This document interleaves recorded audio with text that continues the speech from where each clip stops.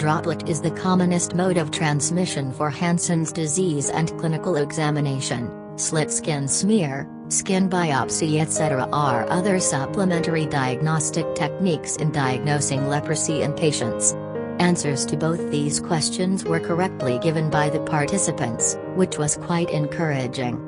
Standard duration of treatment for possibulary leprosy is 6 months, whereas schedule for multibulary leprosy is for 12 months as per guidelines for treating leprosy patients.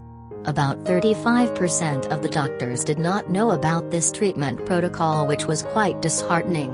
It was also interesting to know that most doctors did not know about the drugs available for use in leprosy as per stipulated guidelines of National Leprosy Eradication Program, NLEP, in India. More than 50% did not know that dapsone is the main cause of drug hypersensitivity reactions, and clofazimine causes reversible generalized hyperpigmentation after its prolonged use. The doctors, on being asked whether they would like to mingle with the leprosy patients and or collectively take a cup of tea with treated cases of leprosy, gave quite encouraging responses, as 84.4% expressed that they would like to chat with or employ treated patients as domestic help if the need arises. 79.0% of the participants still considered it as social stigma, which leads to an inference that still a lot has to be done to bring out awareness in this field. In this study, it was found that resident students undergoing post-graduation had better knowledge about the disease in comparison to graduate medical officers working in different specialties. This difference can probably be attributed to the fact that the former group constantly upgrades their clinical skills, and because of their working in tertiary care centers, they are academically in contact with the consultants and experts in the field of dermatology and leprology. Also, they are attending regular lectures, seminars, conferences etc., which continuously upgrades their clinical skills from time to time. This study shows that though the practicing physicians had relatively good knowledge, but they were ignorant of symptoms of the disease, drugs used in treatment and other similar parameters associated with this disease. These results are in accordance with the study conducted in China, wherein leprosy is prevalent but only 15.4% of the physicians knew respiratory transmission as a major mode of infection, whereas in this study 81.6% participants answered correctly, which was quite conflicting. 4.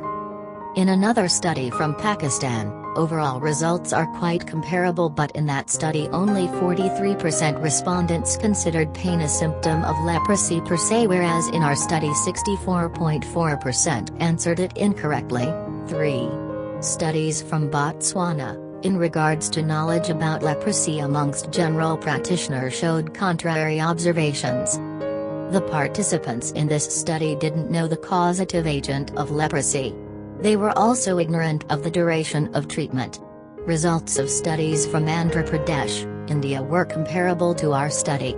71% expressed that a leprosy patient with severe reaction needed priority attention at the outpatient department, indicating good understanding of reactions in leprosy and a positive attitude towards such patients. 5,6. Table 1 depicts the questions asked and the correct as well as incorrect answers obtained in the survey.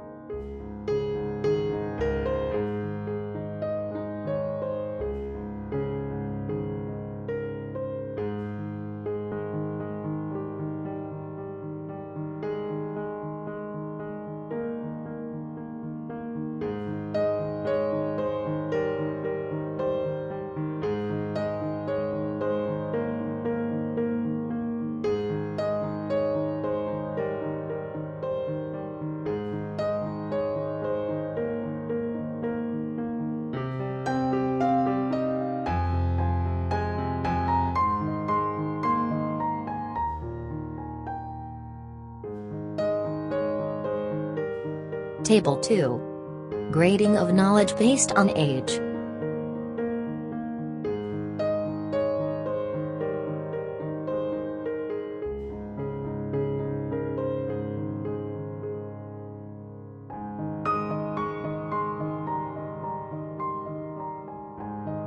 A significant strata of clinicians still considers leprosy as a social stigma and hesitates to mingle with the affected population. This depicts that still a lot has to be done so as to bring awareness among people dealing with these cases. In light of above findings, we further recommend regular education programs, workshops for the general practitioners and other clinicians so that they could play a pivotal role in diagnosing, controlling and eliminating this disease from their respective countries, which will eventually culminate in the global eradication of Hansen's disease. Once clinicians are properly trained to diagnose Hansen's disease, then only they will be in a position to refer patients to higher centers for further management. This will ultimately result in better detection rates, adequate management of the patients, avoidance of resultant potential deformities and proper follow-up of the patients. All the above measures will help achieve and strengthen goals set up the government health programs like NLEP National Leprosy Eradication Program, which are aimed to eradicate Hansen disease in India. By reducing global burden of Hansen disease, of which India is the major contributor, we can significantly minimize the morbidity associated with leprosy and finally eradicate it globally over the period of time.